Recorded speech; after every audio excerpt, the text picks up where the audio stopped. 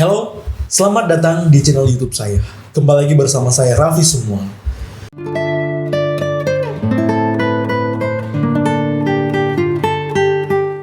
Ada satu video yang lagi viral, tapi nggak terlalu viral amat sih. Kok bisa ya seorang pendeta masuk Islam? Jadi katanya di video itu ada seorang pendeta yang mualaf dan masuk Islam. Dan katanya Yesus bukanlah Tuhan. Apakah Yesus bukan Tuhan?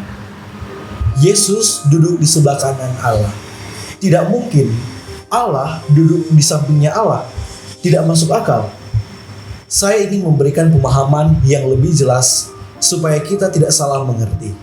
Tetapi sebelum kita lanjut, mari kita lihat video ini. Yesus mati, Yesus disalibkan, mati, dikuburkan. Pada hari yang ketiga bangkit di antara orang mati, duduk di sebelah kanan Allah.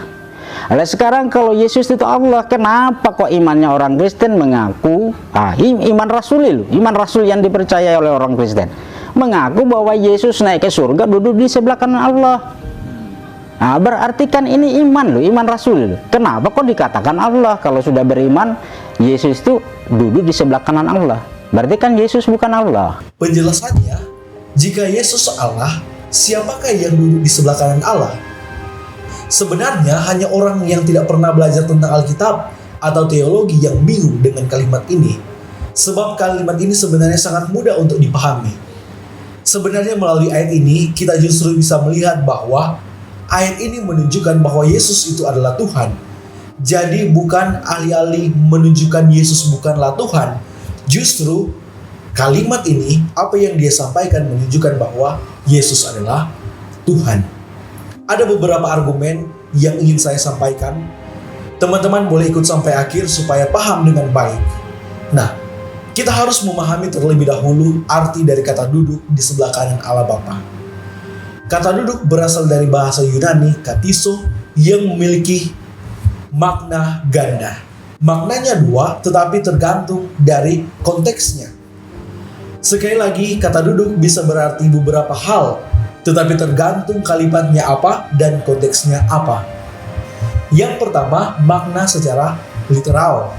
Berbicara mengenai makna secara literal, dari kata duduk atau kata kartiso ini, maka kata duduk ini berarti benar-benar duduk di sebuah tempat atau di atas benda atau di atas sesuatu.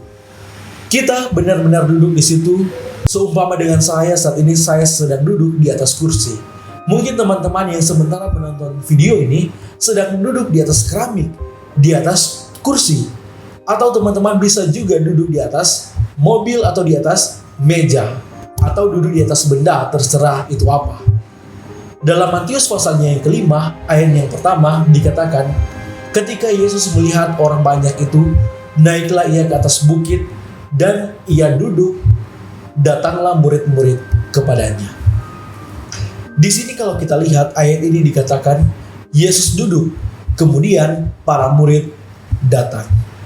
Di sini kita tidak bisa artikan sebagai makna kiasan, karena kata duduk ini hanya bisa diartikan dengan makna literal yang artinya Yesus benar-benar duduk di atas sesuatu. Mungkin dia duduk di atas tanah, mungkin dia duduk di atas batu atau lain sebagainya. Karena memang kalimat ini menunjukkan tentang Yesus yang benar-benar duduk. Lalu apakah duduk di sebelah kanan Allah bisa dimaknai dengan kata duduk secara literal ini?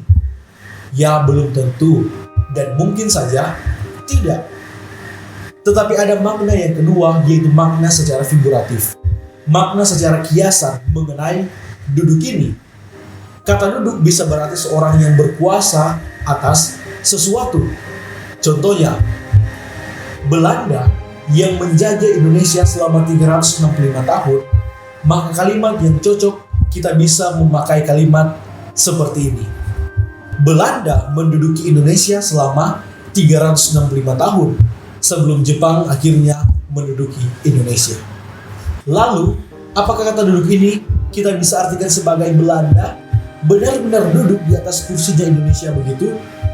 Ya tidaklah saudara-saudara.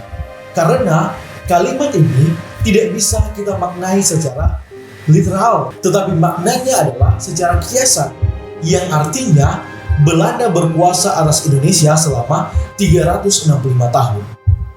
Dalam Kejadian pasalnya yang ke-22 ayatnya yang ke-17 dikatakan, "Maka aku akan memberkati engkau berlimpah-limpah dan membuat keturunanmu sangat banyak, seperti bintang di langit dan seperti pasir di tepi laut. Dan keturunanmu itu akan menduduki kota-kota musuhnya." Perhatikan di sini bagaimana keturunan Abraham akan menduduki kota-kota musuhnya. Bukan berarti keturunannya Abraham duduk semuanya di kota-kota musuh. Ya, tidak demikian. Tetapi saudara-saudara, dia menguasai kota dari seluruh musuhnya. Ini tergenapi ketika Yosua membawa bangsa Israel masuk ke tanah Kanaan, kemudian menguasai seluruh wilayah itu, sehingga keturunan Abraham benar-benar menduduki kota-kota musuh pada waktu itu. Sekali lagi, saya katakan, ini bermakna bahwa duduk itu juga berarti tentang kekuasaan yang dimiliki. Nah, dari dua makna ini, secara literal dan juga secara figuratif, mana yang lebih cocok untuk mengartikan kata duduk di sebelah kanan Allah? Di dalam Kristen tentunya kita percaya bahwa Allah itu tidak berwujud sebagai manusia. Allah yang adalah roh, atau dalam agama seberang dikatakan sat-sat, yang artinya kita tidak tahu apa wujud Allah sesungguhnya. Yang jelas dia transgender, dan ini kalau kita maknai Yesus duduk di sebelah kanan Allah, kalau kita mengatakan seperti ini seakan-akan Allah itu memiliki wujud fisik, padahal tidak. Sehingga kata ini tidak bisa kita artikan secara literal. Duduk di sebelah kanan Allah sebenarnya hanya bisa diartikan secara kiasan atau secara figuratif. Lalu makna sebenarnya Yesus duduk di sebelah kanan Allah itu berarti bahwa Yesus juga berkuasa seperti Allah, yang mana ia memerintah umatnya, berkuasa atas seluruh dunia dan seluruh surga bersama-sama dengan Allah, seperti hakikatnya yang ia miliki. Dengan demikian kita tahu bahwa duduk di sebelah kanan Allah bukan berarti secara fisik benar-benar duduk, tetapi ini menunjukkan tentang kedudukan posisi Yesus yang sama dengan Allah. Sebab dia adalah Allah, bukan Allah Roh atau bukan Allah Bapa, tetapi memang hakikatnya dengan Allah Bapa dan Allah Roh Kudus. Sehingga ia layak memerintah. Itulah sebabnya di dalam Matius pasalnya yang ke-28 ayat yang ke-18 dikatakan, Yesus mendekati mereka dan berkata, "Kepadaku telah diberikan segala kuasa di surga dan di bumi." Dikatakan di sini, Yesus memiliki kuasa atas surga dan bumi. Sehingga ketika dia naik ke surga, dia bertakhta kembali untuk memerintah segala isi dunia ini bersama-sama dengan Allah Bapa tentunya. Kalau kalimat ini atau ayat ini dipakai untuk mengatakan Yesus bukan Tuhan, justru mantan pendapat ini keliru besar. Bahwa ayat ini sebenarnya menunjukkan tentang kesetaraan Yesus dengan Allah Bapa, sehingga ia layak untuk memerintah umatnya di seluruh dunia dan di seluruh alam semesta.